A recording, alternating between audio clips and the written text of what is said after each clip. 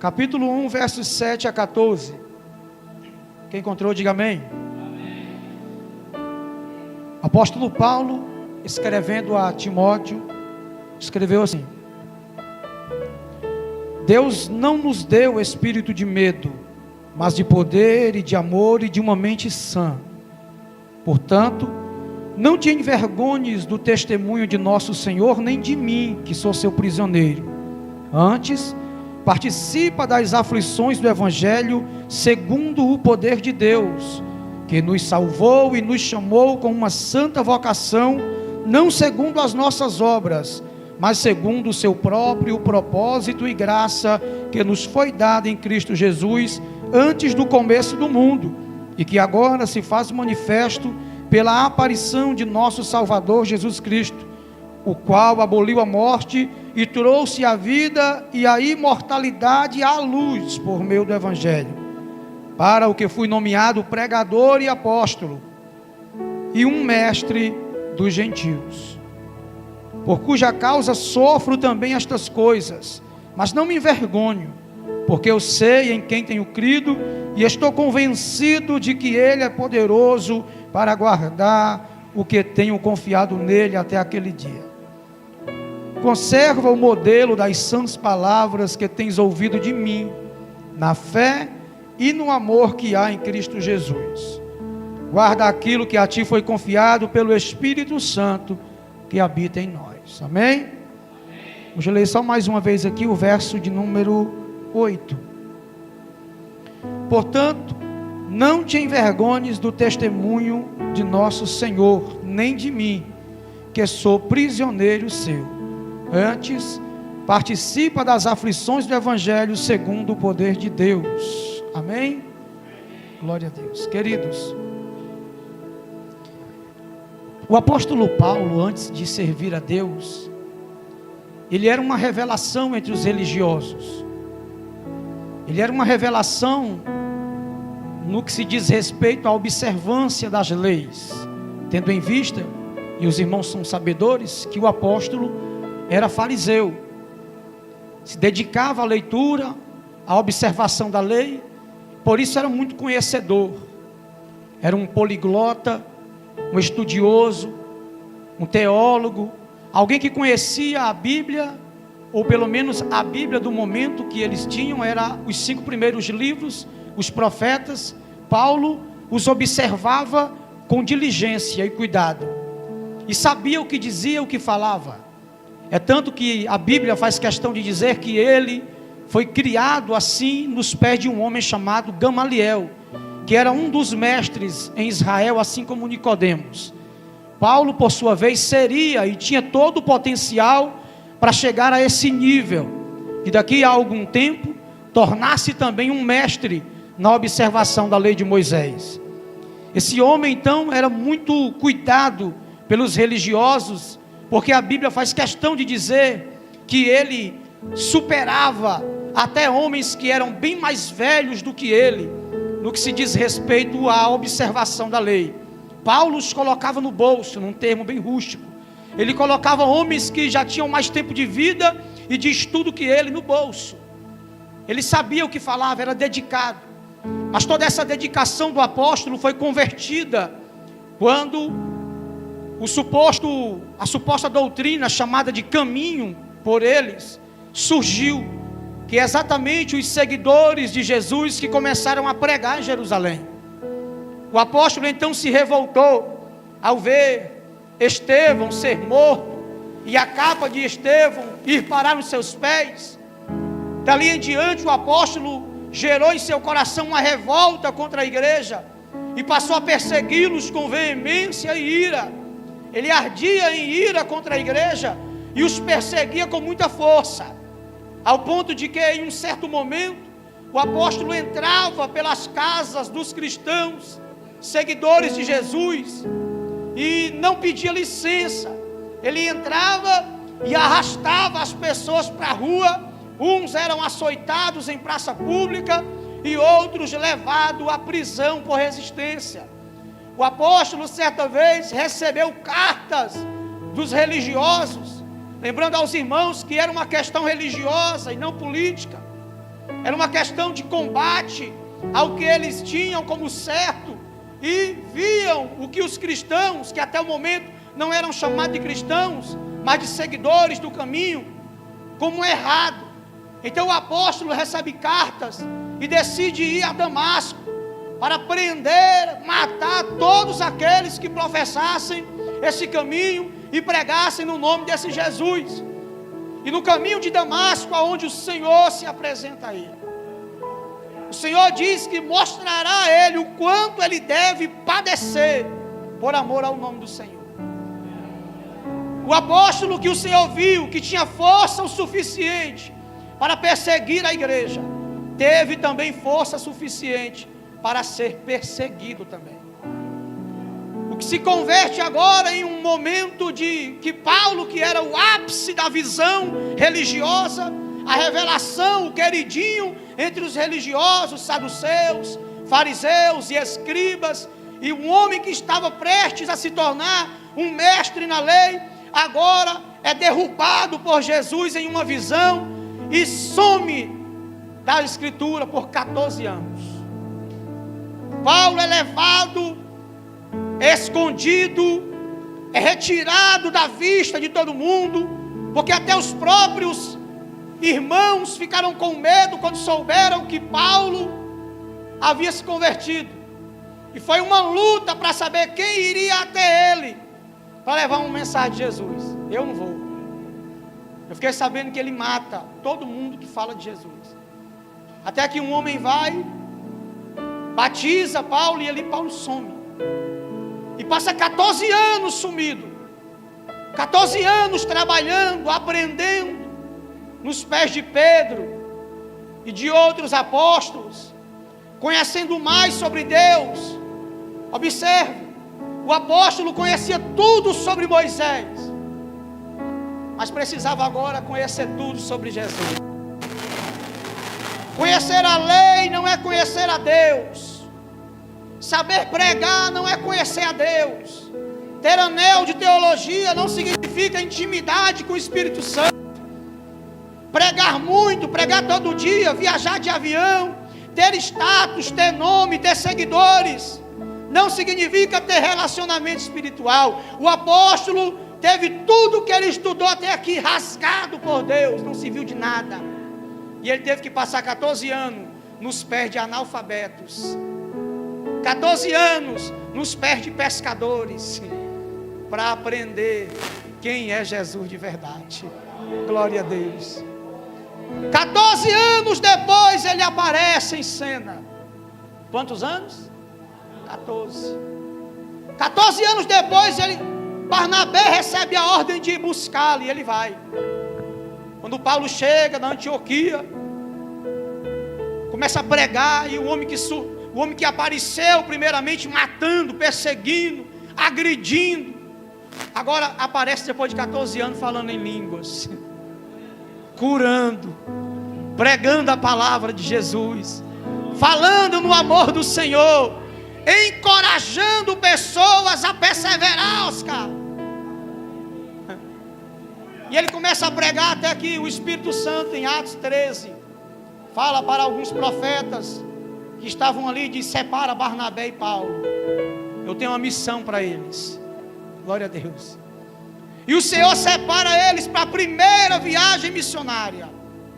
Os irmãos sabem que o apóstolo foi o que escreveu mais cartas, até mais que os apóstolos que antecederam ele no caminhar com Jesus, que viram o Senhor, andaram com o Senhor. Paulo escreveu mais, devido às obras que ele fez, porque foi pregador dos gentios, foi direcionado a um povo excluído, foi levado para pregar para um povo duro de coração, um povo idólatra, um povo híbrido, um povo sincrético, um povo que cria em outras coisas, cria em tudo menos em Deus. E Paulo foi levado a pregar para esse povo. A batalha que Paulo tinha para travar era gigantesca.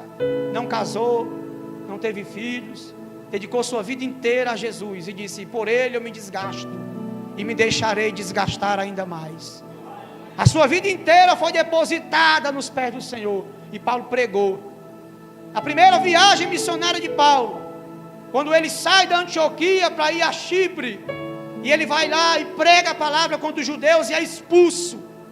Até que ele sai dali, vai para outro lugar chamado Icônio.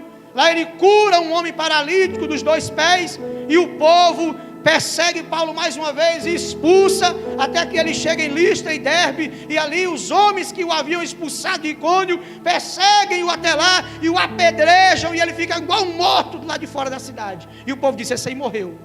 Paulo ficou respirando fora da cidade, de tanta pedrada que levou, de tanta paulada que levou. Ali seria o fim. Até que quando o povo viu que ele ia morrer, foram todo mundo embora, deixaram ele jogado. Alguns dos irmãos vieram, cercaram ele, oraram, levaram Paulo e ele voltou ferido, machucado, refazendo o mesmo caminho por onde passou, até voltar para Antioquia na Síria, e voltou com alegria dizendo: a obra foi feita e a missão foi cumprida.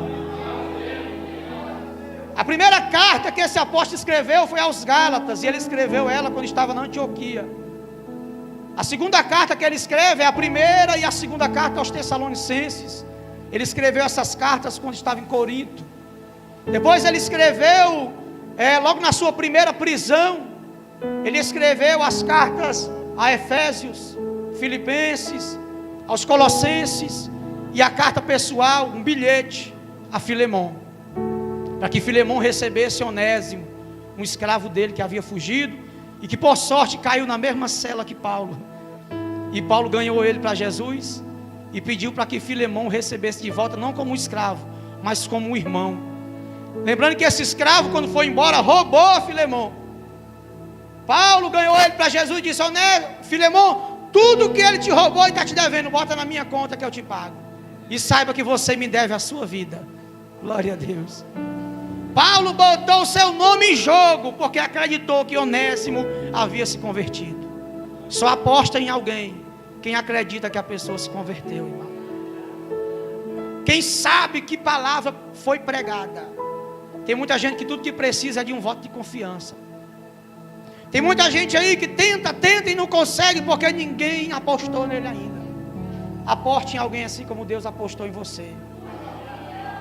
Depois, nesse espaço entre a primeira e segunda prisão, Paulo escreveu a primeira carta a Timóteo, dando instruções a Timóteo acerca de como se comportar diante do povo em Éfeso, que aí Timóteo já era pastor em Éfeso, tanto que tinha um respeito daquele povo, pela potência que ele tinha quando falava, pelo respaldo, bom testemunho que ele dava. O povo de Éfeso amava Timóteo, e Paulo dá instruções a ele de como se comportar até com os mais velhos.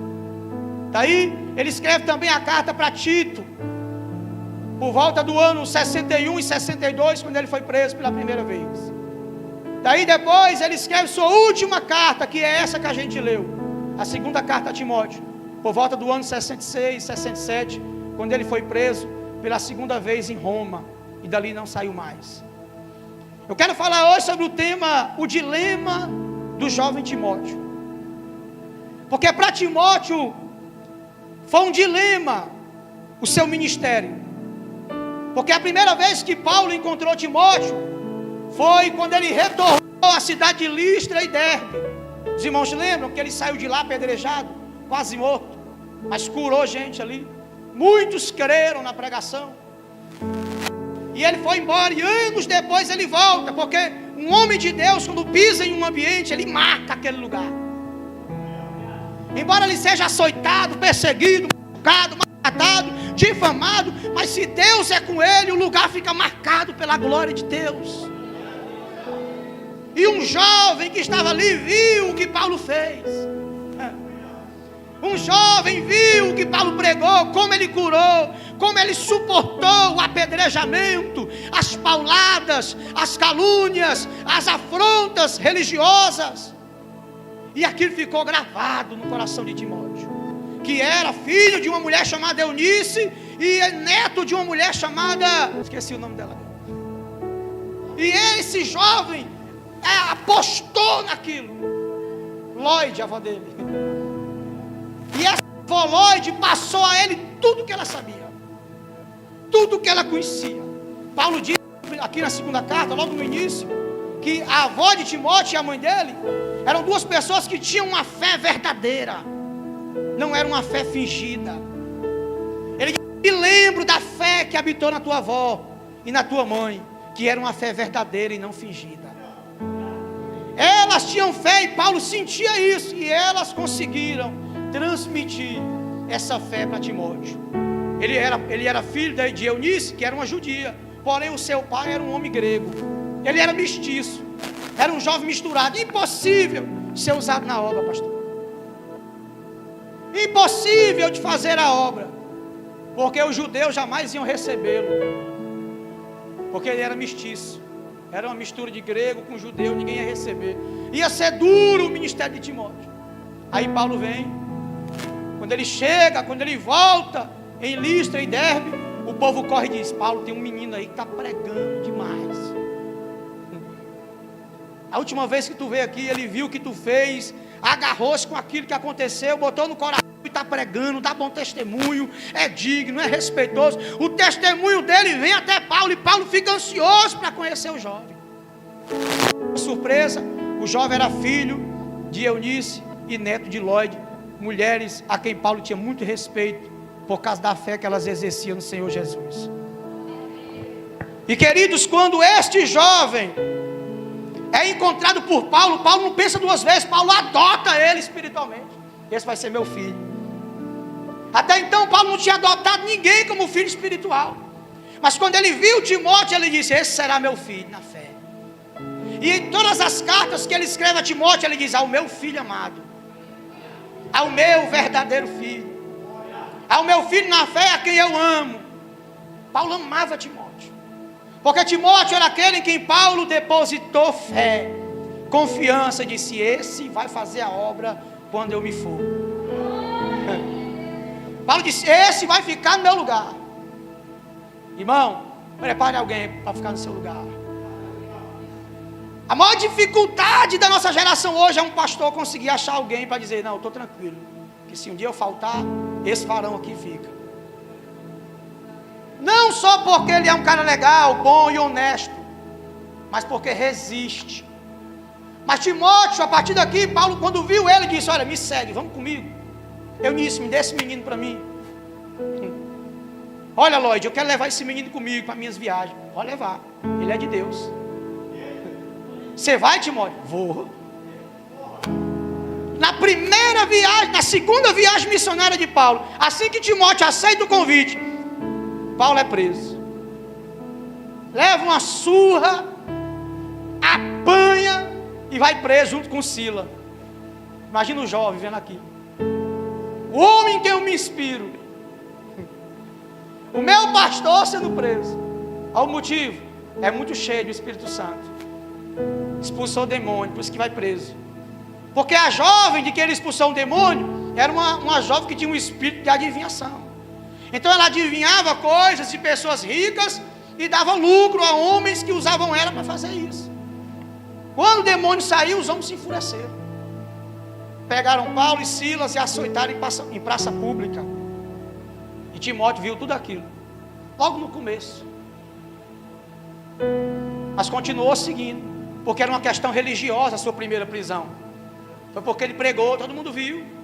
Foi porque ele expulsou um demônio. É uma questão religiosa. Porém, amados, o dilema de Timóteo se dá porque o tempo vai passando.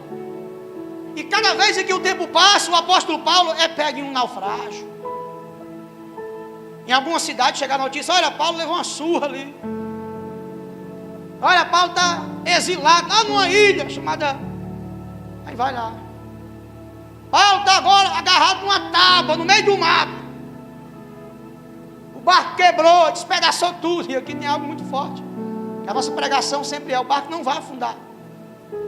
O barco não vai afundar. O de Paulo não só afundou, mas quebrou todo. Só que ele disse: ninguém vai morrer. Quem tiver aqui, tiver força, se agarre nos pedaços do barco, que todo mundo vai ficar vivo. Irmãos, do outro lado de uma ilha, Paulo está lá, e quando ele chega, uma cobra morde ele. Aí os outros ficam: eita, se afasta dele aí, que a morte está perseguindo esse homem. Se afasta dele, que a morte está atrás dele, o juízo persegue ele, porque ele escapou do negócio desse. Quando chega aqui, é mordido por uma serpente, ele está amaldiçoado, se afasta dele. Aí todo mundo ficou esperando ele espumar. O veneno fazer efeito, ele começasse a trouxer, e ele continuou. Pegou a cobra, sacudiu no fogo e continuou fazendo o que estava fazendo. Vamos conjecturar que ele estava assando um espetinho de gado, né? E continuou. Quando o povo viu que o veneno não fez efeito nele, o povo disse: não, vamos mudar de ideia, esse homem é um Deus. Esse homem é um Deus. Irmão, é assim que Deus faz. Deus muda toda a má expectativa que as pessoas têm a nosso respeito, mostrando o seu grande poder em nossas vidas. Deus é tão poderoso para efetuar e cumprir em nossas vidas as suas promessas, que Ele deixa todos nos olharem com o olhar de: vai acabar, vai morrer, vai cair, vai desistir, vai voltar, vai parar. E quando eles menos esperam, por mais pesada que foi a prova, por mais difícil que for a situação, você ainda continua no mesmo lugar. Pode levantar uma das mãos e dar glória a Deus, porque é Ele quem te dá força. Ei, o que mais ira o nosso inimigo é saber que todas as suas tentativas não aconteceu o que ele quis. Irmão, tem gente que está até hoje olhando para você e dizendo: uma hora cai. Pessoas que quando você aceitou Jesus disse: 3 meses cai. Já faz 5, 10, 11 anos, mas eles, para não voltar atrás, continuam dizendo: uma hora cai. Até que vai chegar uma hora que ele morre e você fica vivo na presença de Deus. Jonas, quando pregou em Nínive, foi lá para o alto do monte dizer: agora eu vou esperar o fogo descer. Vai morrer todo mundo agora. Ele pregou bem rápido, que era para fazer em 3 dias, ele fez em 1, para poder morrer logo todo mundo. E foi lá para o alto do monte esperar: vai morrer. Quando ele mesmo esperou, o povo saiu para fora do templo, dando glória a Deus, aleluia. Quando Jonas esperou o povo sair morto, carregado num caixão, num sarcófago, sei lá em que, o povo saiu glorificando, que até os animais jejuaram. Aleluia. Levante uma de suas mãos, por favor. Quem esperou sua morte verá a vida, vida, vida através de você, e vidas que serão geradas através da sua vida. Não só sua vida, mas outras vidas o Senhor dará através de você. Glória a Deus. Muitos esperaram seu fracasso e a sua queda, mas verão a glória de Deus. Jesus é alguém em quem as pessoas sempre olhavam esperando, irmão. Um erro, uma falha, um fracasso. Hein? Você já viu alguém rebater um elogio? Você fala assim: irmão, você está tão linda. E ela diz: você também, irmão. Mas não, linda é você. Ela fica toda sem graça. Mas quando fala: você é feia, viu? Feia é tu. Que é uma crítica, todo mundo rebate. Um elogio não, né? É ou não é? Então assim acontece, irmão. Muitas pessoas que estão muitas vezes ao nosso redor falam com a gente, nos conhecem. Por incrível que pareça, foi e sempre será assim. São os mais pertos, são os de mais perto que desacreditarão mais. São os mais próximos que duvidarão mais. Ninguém vai acreditar que você vai vencer até vencer. Não adianta você contar com a expectativa. O apóstolo, durante todo o ministério dele, teve pessoas que disseram: ele não é apóstolo não, que apóstolo é quem andou com o Senhor. Ele não andou. A primeira e a segunda carta aos Coríntios, ele debate isso aí. Na segunda carta, o povo estava duvidando da sua apostolicidade, e ele dizia: olha, eu sou apóstolo, não é porque andei com ele não, é pela vontade dele. Ele me chamou e disse: você é apóstolo. Eu vi o Senhor, ouvi o Senhor e fui lá em cima. Entendeu? Mas o povo dizia: apóstolo mesmo você não é não. Porque Paulo não pregava como eles queriam, com eloquência, com filosofia, com teologia, embora soubesse, embora tivesse potencial para tudo isso. Mas ele disse: olha, a minha palavra não consiste em palavras persuasivas, de conhecimento, não. A minha palavra é para mostrar o poder de Deus, Para vocês a cruz é loucura, mas vocês estão perecendo. Mas para nós aqui a cruz é poder de Deus. O povo acostumado a ouvir Sócrates, Platão, Péricles, os homens sábios, né? Eu sou de Apolo, porque Apolo prega uma palavra que tem teologia, tem filosofia. Paulo chega aqui falando de um carpinteiro, falando de milho, falando de cimento. Ninguém quer ouvir isso aí não, mas a mensagem salva. Quanto mais simples a mensagem, mais poderosa, irmão. O Rei dos Reis e Senhor dos Senhores desceu à terra e falou de agricultura, falou de pasto, falou de pai que tinha 2 filhos, falou de família, contou parábolas, falou de grão, falou de grão de mostarda, falou de tesouro escondido no campo, falou de semeador, falou de coisas com as quais as pessoas estavam acostumadas a lidar no dia a dia. Poderia chegar aqui e pregar coisa que ninguém entender, como ele falou para Nicodemos. Eu estou falando das coisas aqui de baixo e tu não está entendendo. Imagina se eu falar das de cima. Então Jesus não chegou nem a falar muito das de cima, porque uma vez que ele foi falar, queriam matar ele. Antes de Abraão eu já sou. Como assim? Tu não tem nem 80 anos e é mais velho que Abraão? Povo leigo, irmão. Jesus endoidou a mente do povo. E era esse Jesus que o apóstolo pregava. E o jovem Timóteo agora tem um dilema na sua vida, meu pastor. Qual é o dilema? Crer no que Paulo prega. Só que crer no que Paulo prega, sob as circunstâncias que Paulo vive, é difícil. Crer no que, vamos supor, vamos trazer para cá. Será que teria esse tanto de gente que tem aqui hoje se o pastor Gabriel vivesse preso? Toda hora a polícia chega, bota a algema no pastor Gabriel e leva, sem motivo, sem razão, sem explicação. Uns iam dizer, não, eu conheço meu pastor, eu creio nele. Mas a maioria ia dizer, não, esse homem tem algo errado aí por trás. Quem ia ver o vídeo, pior, ia divulgar e dizer, olha, mais um ladrão, mais um mercenário foi preso. Nem conhece a história da pessoa, nem conhece a ocasião, a situação para que isso fosse acontecer. Mas julga, fala, uns sairiam, uns pediam, nem a bênção ia pedir, saía logo.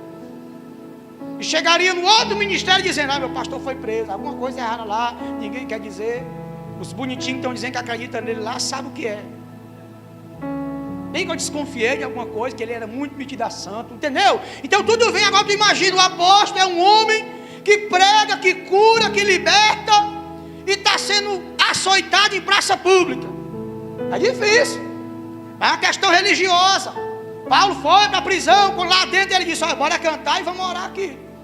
Cantaram e oraram, e até quem era injusto foi solto, mas ninguém saiu. O carcereiro foi ganho para Jesus, a família dele toda aceitou Jesus. Era uma questão religiosa.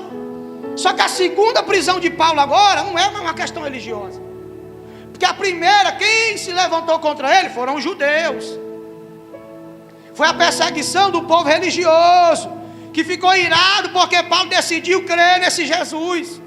Paulo era a máquina que eles tinham nas mãos, igreja, para matar esse povo, para destruir esse povo. Paulo tinha nas mãos o poder, como tinha Labão para acabar com Jacó, para destruir a igreja. Paulo tinha, porque eram mais de 5.000 crentes em 3 pregações que Pedro pegou. 3 pregações. Um analfabeto ganhou 5.000 crentes. Em questão de pouco tempo tinha 8.000 crentes, mas tudo junto, tudo no mesmo lugar.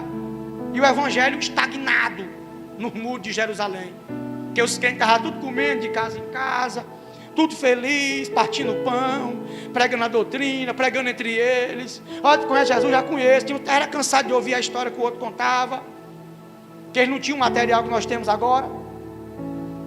Aí eu vou levantar Paulo para espalhar esse povo, que não pode ficar num lugar só não, tem que ir.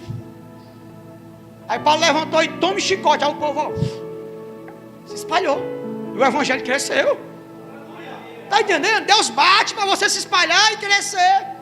Olha o povo lá do capítulo 11 do Gênesis, Vamos construir uma torre e vamos ficar aqui nesse lugar para que não seja espalhado pela terra. O Senhor desceu, fez um falar chinês, o outro falar inglês, um pedia massa, o outro dava colher. Não, pedi colher não, pedi massa. Aí o outro pegava o tijolo e dava, não é tijolo não. E ninguém se entendia, e se espalharam pela terra e a obra de Deus continuou. Então assim, os crentes estavam num lugar só, estagnado num lugar só. E Paulo se levantou, perseguiu, e o povo se espalhou. Daqui a pouco tinha gente em Damasco, tinha gente em Icônio, tinha gente em Listra, tinha gente em Derbe, se espalharam para todo lado, e o fermento do evangelho cresceu, se expandiu.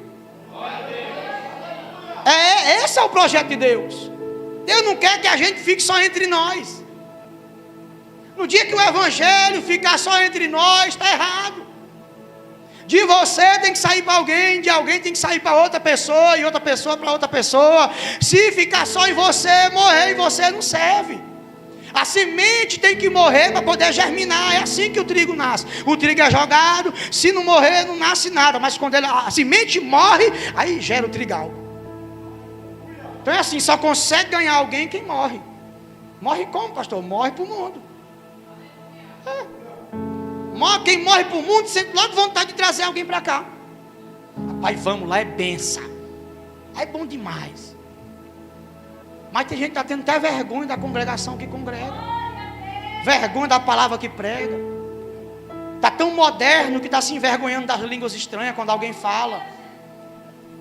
Está tão light que quando alguém sapateia fica escandalizado. Está tão moderado que quando alguém decide lançar uma profecia fica... Deus ainda é o mesmo e a sua obra também continua. Deus usa para pregar, usa para profetizar, usa para entregar recado. Se Deus quiser levantar alguém aqui no Espírito, Ele levanta. A obra dele é a mesma, igreja. Aleluia! Eita, que eu estou sentindo a graça do meu Deus. Olhe para o seu irmão e diga a ele: a obra dele é a mesma. Diz para ele: e tem os mesmos efeitos. Irmão, a obra, não diga assim, a obra de Deus não pode morrer em mim. De você tem que sair. Você passa 365 dias de um ano e não ganhou ninguém, não pregou para ninguém, não evangelizou ninguém. Irmão, se em um ano você conseguir evangelizar uma pessoa e fizer ela chorar, você fez a obra de Deus. Dá glória a Deus e aleluia. Se você visitou uma casa e pregou de Jesus lá, embora ninguém aceitou, mas você fez isso, você fez a obra de Deus. Agora passar o ano inteiro comendo cuscuz, sarrabulho, mandioca, só entre vocês não dá certo.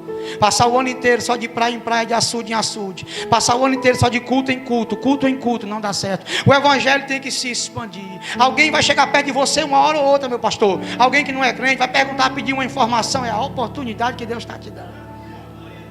É a oportunidade. Tem dias que eu pego passageiros assim, com os olhos cheios d'água, chorando. Um dia quando eu trabalhava no Golzinho ainda, peguei uma passageira na área verde para trazer aqui ao cemitério. A meninazinha dela é autista. A menina dela vinha pulando dentro do carro, dando murro no vidro. Irmão, e ela desistiu de falar, pelo que eu percebi, que ela estava só assim parada e chorando. E eu olhei pelo espelho, ela estava chorando. E a menina, pá, e ela só... Parece que ela tinha falado muito naquele dia ali e estava cansada já. Eu olhei só para trás e falei assim: irmão, Deus te dá força. Deus te dá força, só isso que eu disse.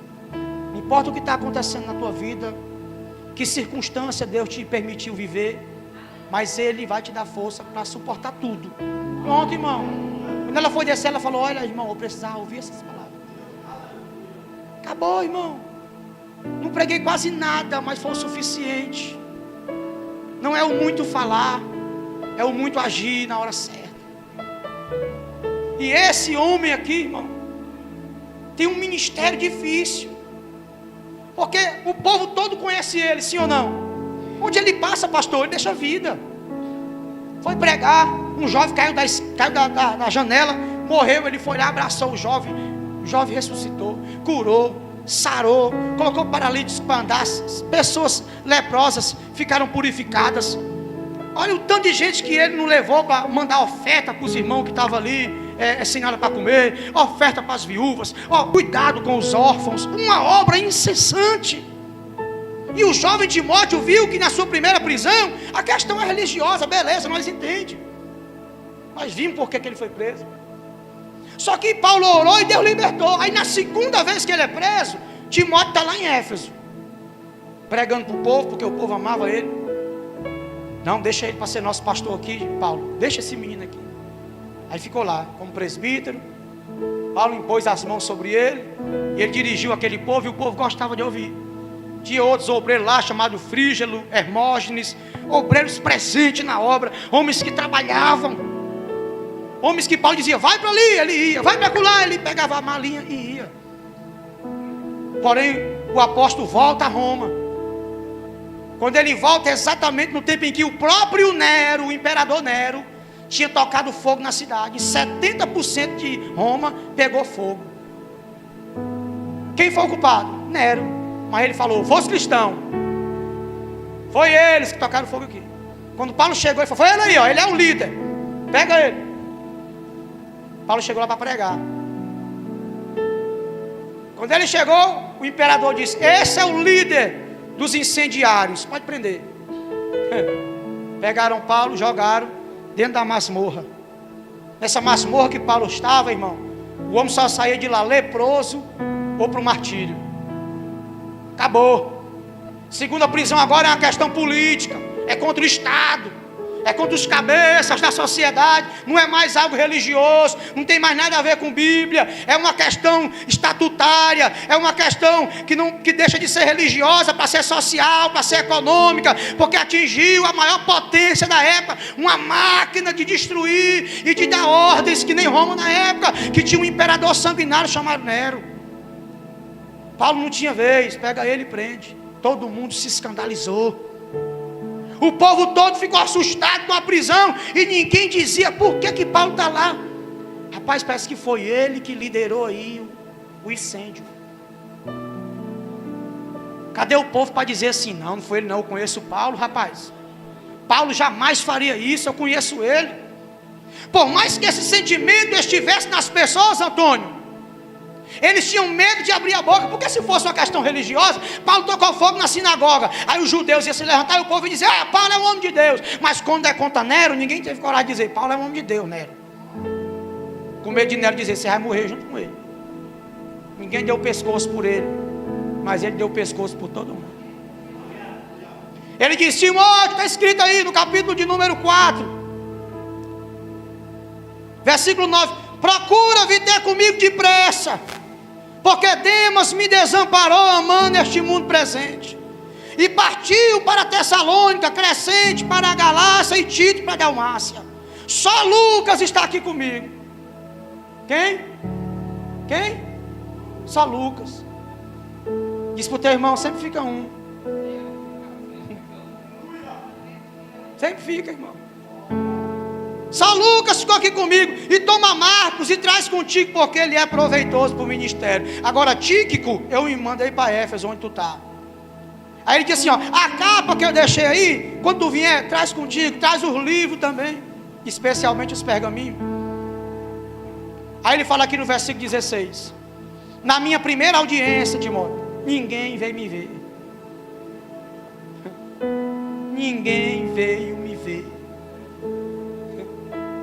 Olha, irmão, nós estamos diante de um homem aqui que colocou a sua vida, não quis casar, não quis ter filhos, se jogou na obra para dizer, eu vou salvar gente para Jesus.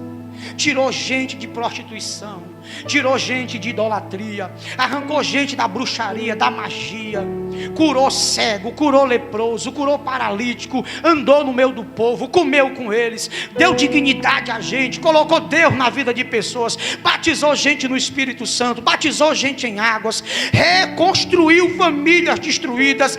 Mas ele, mesmo sendo preso sobre aquilo que estava lhe acusando, ele em Roma tinha direito a uma audiência. E ele com certeza nutriu, porque nós nutriríamos a esperança de que, eu acho que a irmã Meire vai vir.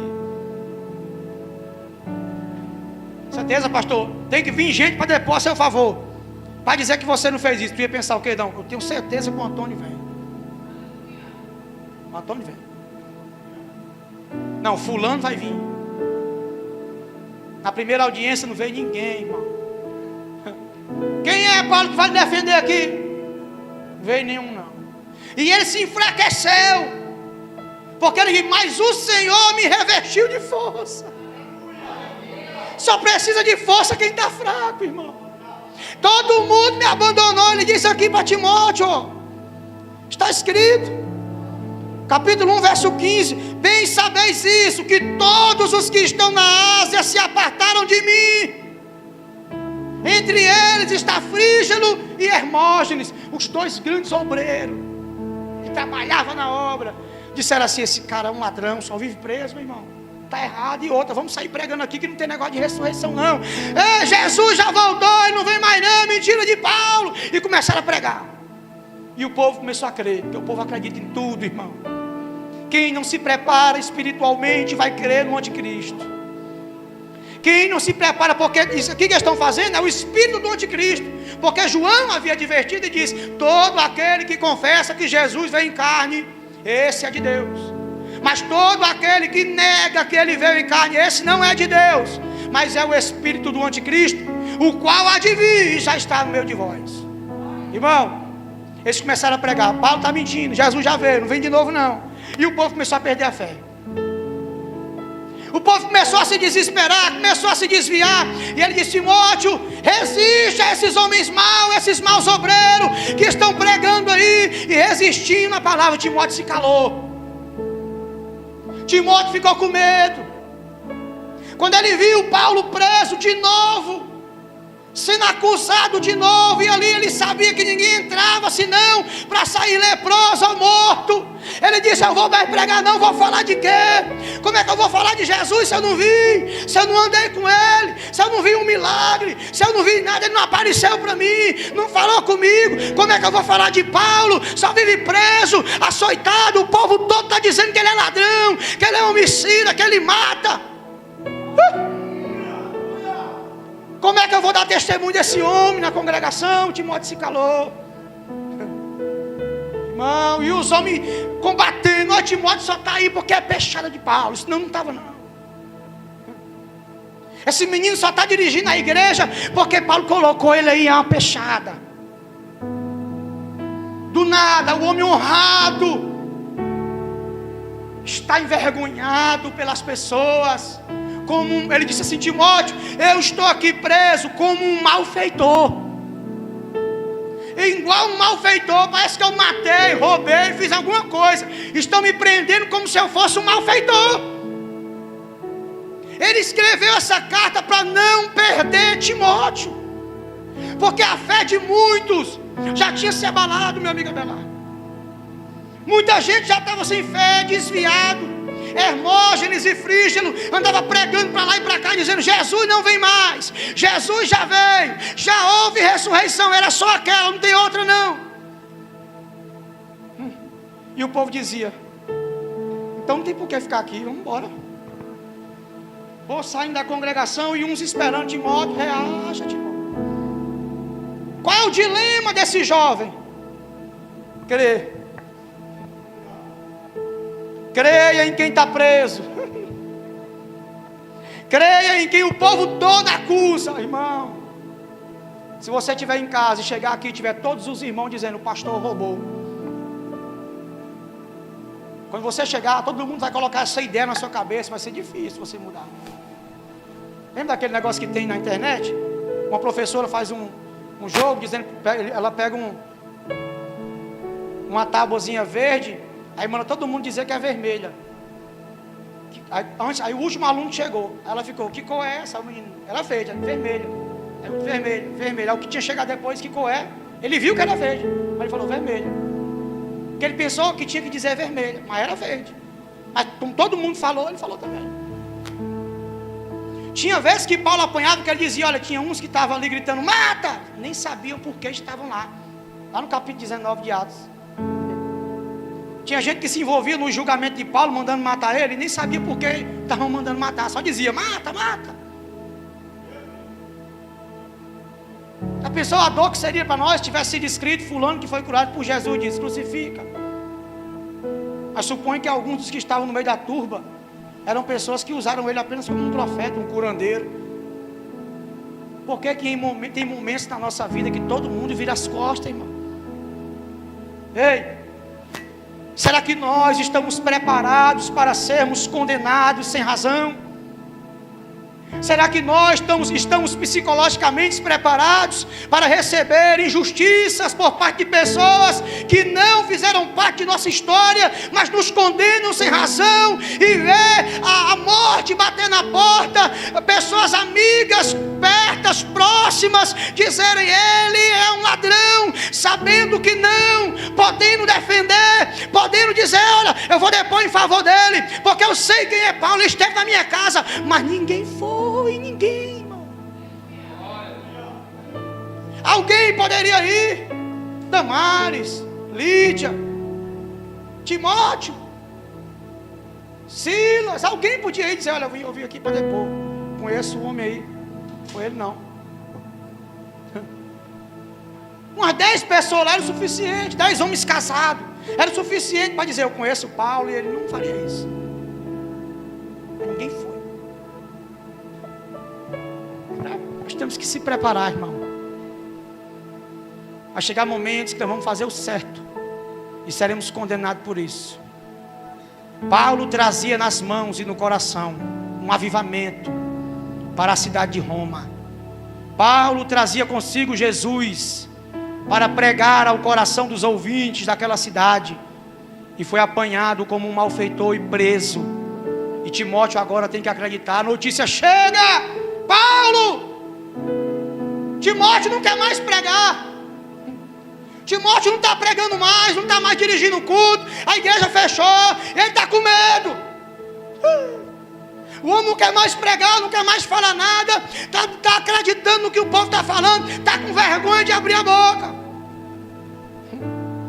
Aí Paulo mandou uma mensagem: Timóteo, se vergonha de mim não. Oh meu Deus, não se vergonha de Jesus, nem se vergonha de mim, eu sou prisioneiro dele, Timóteo. Eita, quando eu oro por você eu choro, está escrito, eu lembro de você, da sua fé, em oração todo dia, e eu choro, lembrando das suas orações. Timóteo, quando eu oro por você, eu fico me lembrando de você orando, e eu começo a chorar. Ao meu filho a quem eu amo, Timóteo. Eita, será que nós temos força, irmão, para na situação que Paulo está, ainda fortalecer alguém? Será que nós temos essa força toda para na situação que ele está, acusado, condenado, prestes à morte, sem ninguém para ajudar, sem ninguém para depor, sem ninguém para apoiar, enfraquecido, psicologicamente, abalado emocionalmente, sem amigos, sem companheiros, sem pessoas, só Lucas arrodeando o presídio, dizendo: Paulo vai sair daí. E ainda mandar uma carta dizendo assim: ó, se fortaleça que agora é a sua vez, que eu não saio mais daqui não. Porque ele não orou agora, irmão? Ei, a primeira vez ele não orou, sim ou não? Deus soltou ele ou não? Soltou. Talvez Timóteo ficou pensando: canta de novo, ora de novo aí, vai se abalar tudo, os cárceres vão ser abalados, todo mundo vai ser solto, as cadeias vão se abrir, ora de novo, Paulo. Ele não está orando, porque dessa vez realmente ele fez alguma coisa, porque quando ele foi preso da primeira vez, Deus soltou, e por que agora Deus não solta? Irmão, tudo pesa contra Paulo. Deus não liberta ele, Deus não fala com ninguém dizendo que ele é justo, Deus não dá uma visão a ninguém dizendo: olha, Paulo é meu servo.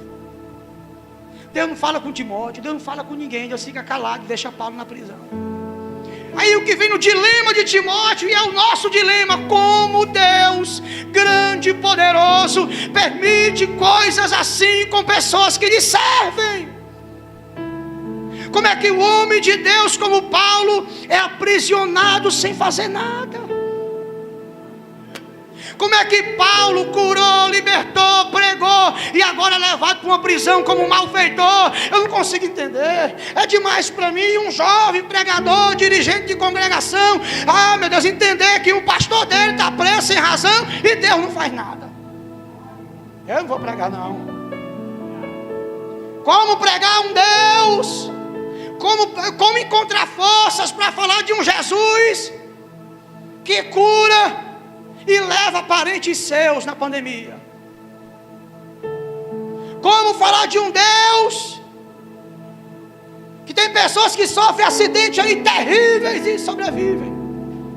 E outros, conheci o meu pai, caiu da bicicleta, bateu a testa, um golpe desse tamanho e morreu. Tem que o carro fica todo trucido e não morre. Como encontrar forças como Jó, para ver 10 caixões na sala em um mesmo dia e dizer: bendito seja o nome do Senhor. Força que Jó encontrou, que a sua esposa não achou. Ela disse: olha, amaldiçoe seu Deus e morra, que eu não sirvo mais não. Ei, como crer em um Deus que Pedro vem fugindo de Jerusalém para não morrer pelas mãos dos imperadores, e Jesus vem entrando com a cruz nas costas, dizendo para Pedro: volte, você vai morrer crucificado. E Pedro pega a bolsa e volta para dentro de novo. Quando ele volta, pegam ele e crucificam de cabeça para baixo. Pedro ia saindo, aí teve uma visão, o Senhor entrando com a cruz. A história diz que Pedro falou: Senhor, o que fazes? Estou voltando para ser crucificado. E some. Aí Pedro entendeu: por mais que os irmãos mandaram voltar, eu tenho que ficar. Oh, meu Deus. Como pregar um Deus? Como escrever sobre um Deus que me permite ser lançado em um caldeirão de óleo, em uma arena de leões para ser comido, enrolado em couro de animais para chamar a atenção dos leões? Como pregar um Deus que permite eu ter minha cabeça arrancada, ter meu corpo esfolado por homens ímpios? Como pregar um Deus que permite a minha família inteira ser morta, permite meu pai e minha mãe adoecer, filhos serem mortos? Deus está dizendo para a gente hoje aqui: você não me serve baseado naquilo que eu posso fazer, mas me serve por causa que eu já fiz. Eita, foi assim com Jesus. Então se acostuma. Desprezaram o Filho de Deus, cuspiram no Filho de Deus, apedrejaram o Filho de Deus, quiseram jogar o Filho de Deus de uma ribanceira, crucificaram, gritaram: crucifica, mata, mas não tem causa, crucifica mesmo assim, que o sangue dele caia sobre nós. Lançaram a sua própria vida para que Jesus morresse. Então nós temos que estar preparados, porque vai chegar a nossa vez de mostrar nossa fé.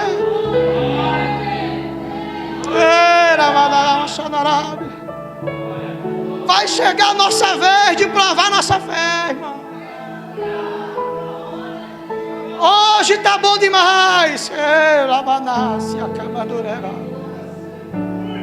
Toda a fé, todo glória a Deus que você dá aqui, todo aleluia que você dá aqui, todo louvor que você canta aqui, toda oração que você faz aqui, Deus provará no fogo no dia das perseguições.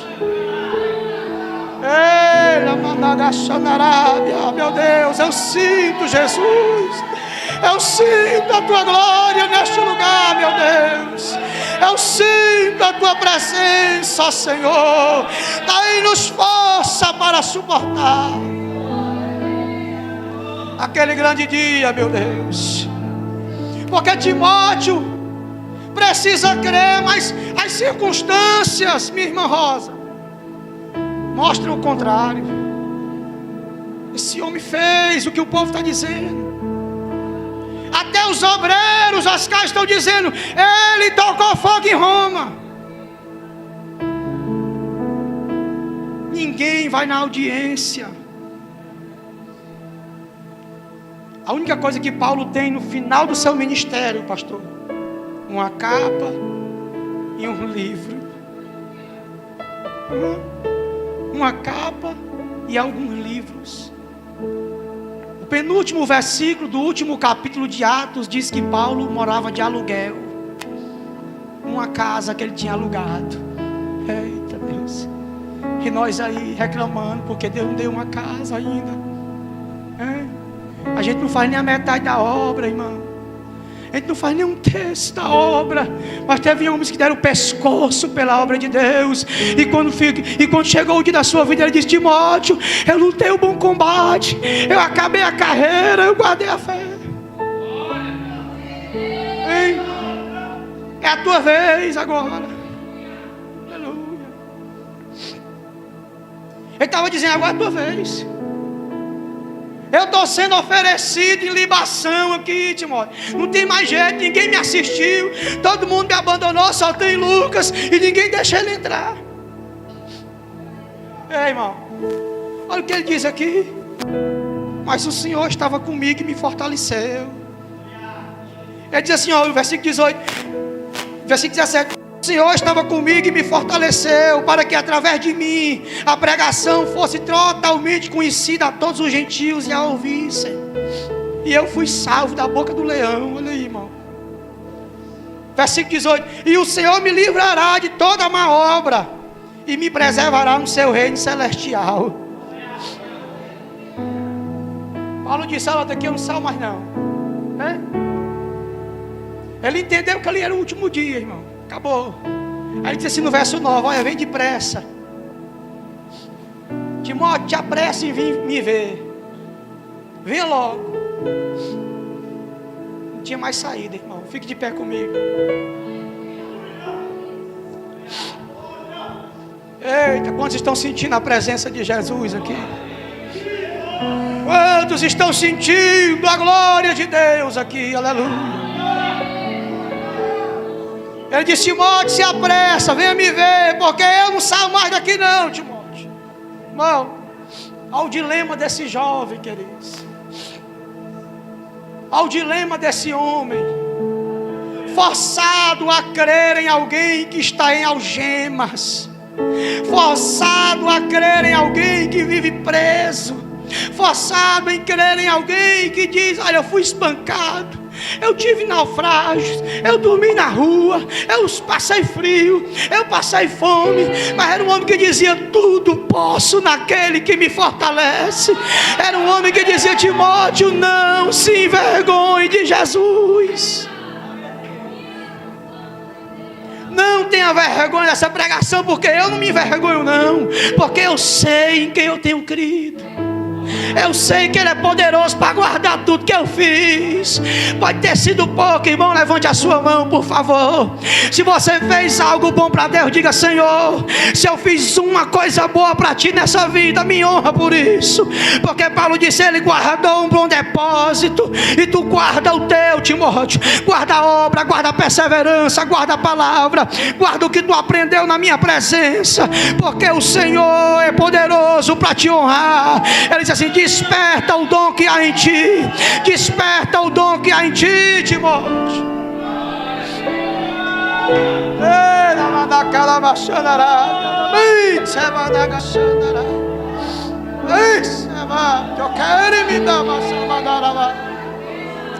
Amém. Você quer?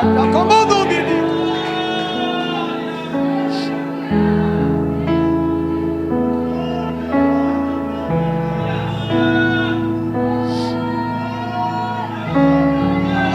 Aleluia, meu Deus.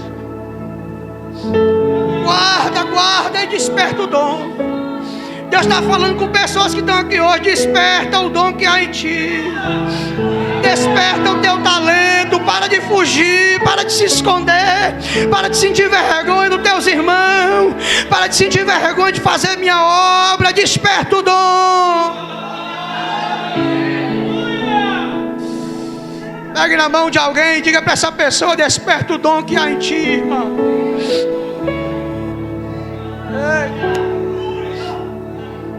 Se você despertar o dom que há em ti, você já vai agradar o Senhor e muito.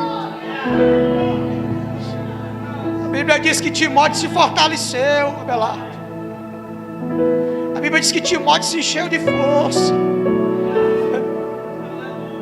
Aí lá no capítulo 13, o último capítulo dos Hebreus, Antônio, no penúltimo versículo, aí o irmão escreve dizendo assim: ei, Timóteo foi solto, Timóteo foi preso também, irmão. Agora ele sabe o que Paulo passou, hein? Morreu pregando, A história diz que ele vinha e viu uma carreata de gente carregando uma imagem, uma procissão lá na Itália. E Timóteo foi para cima e começou a pregar o Senhor. Começou a pregar, acompanhando a procissão, acompanhando e pregando. O povo se zangou, botou a espada no chão e pedra nele, pau nele, pé nele. Diz que Timóteo no chão, sangrando, respirando, dizendo: o Senhor salva, o Senhor salva.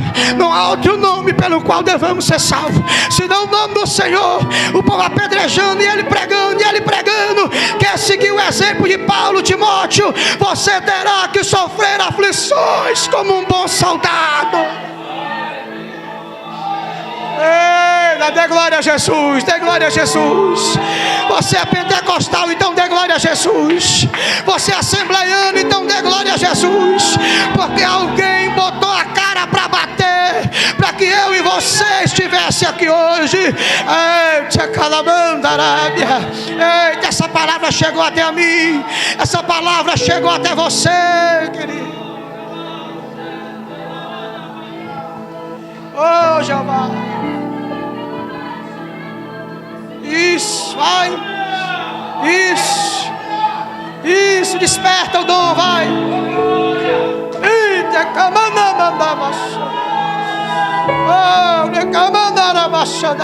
desperta o dom, querido.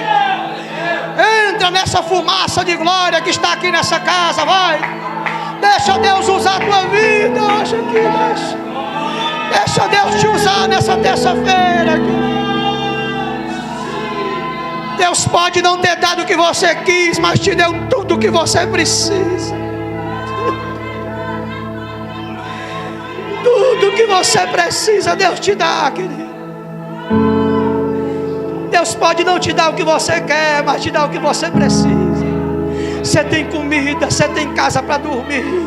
Você não dorme na rua, você não tem papelão para se cobrir. Você tem uma família, você tem um trabalho. Você ganha pouco, mas ganha. Você tem saúde, você tem Deus na sua vida. Oh, Jeová, toma a tua igreja, toma a tua igreja. Para de reclamar das coisas que aconteceram. Deus sabe de tudo. Não importa quem se foi, não importa quem morreu, quem perdeu. Tu estás aqui, glorifique o teu Deus, Ele sabe o que faz. Confia, Timóteo, confia.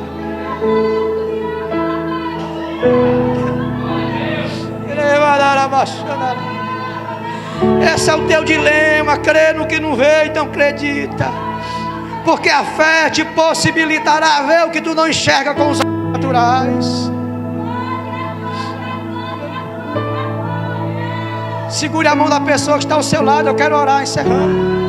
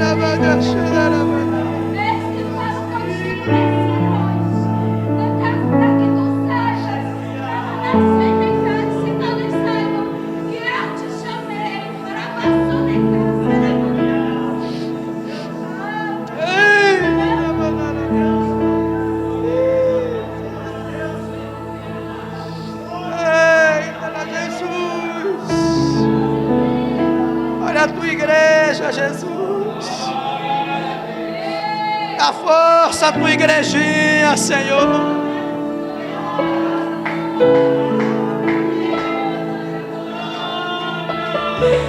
Não deixa a gente desistir não, papai.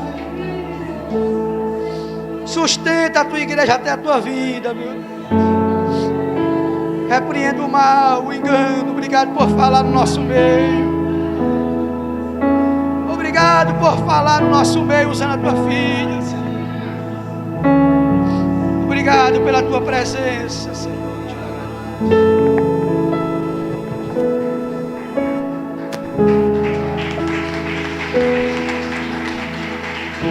Fala mais forte, é para Jesus.